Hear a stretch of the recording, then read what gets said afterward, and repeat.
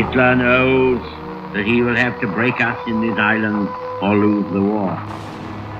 Let us therefore brace ourselves to our duty.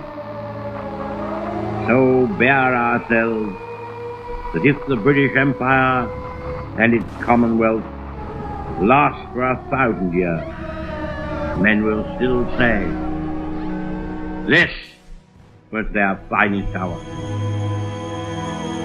Arm yourselves, and be ye men of valor, and be in readiness for the conflict, for it is better for us to perish in battle than to look upon the outrage of our nation and our altar.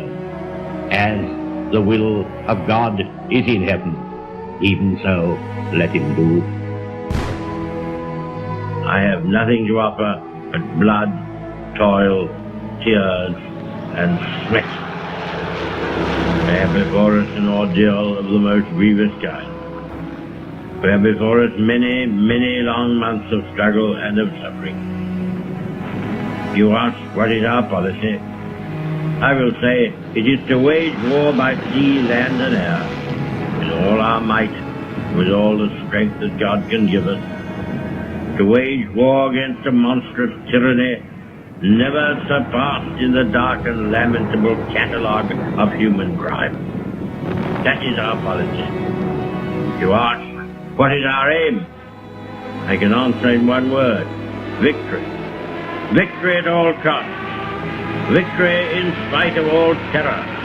Victory however long and hard the road may be. For without victory there is no survival. Now we are the masters of our fate. That the task which has been set us is not above our strength. That its pangs and toils are not beyond our endurance. Long as we have faith in our cause and an unconquerable willpower, salvation will not be denied us. Never give in. Never give in. Never, never, never. In nothing, great or small, large or petty, never give in except to convictions of honor and good sense. Never in the field of human conflict was so much owed by so many to so few. We shall fight in France. We shall fight on the seas and oceans. We shall fight with growing confidence and growing strength in the air. We shall defend our island, whatever the cost may be. Never yield to force. Never yield to the apparently overwhelming might of the enemy. We stood all alone a year ago, and to many countries it seemed that our account was closed. We were finished. All this tradition of ours, our school history, our songs, this part of the history of our country, all were gone and finished and liquidated. Very different is the mood today. Britain, other nations thought, had drawn a sponge across her slate, but instead our country stood in the gap.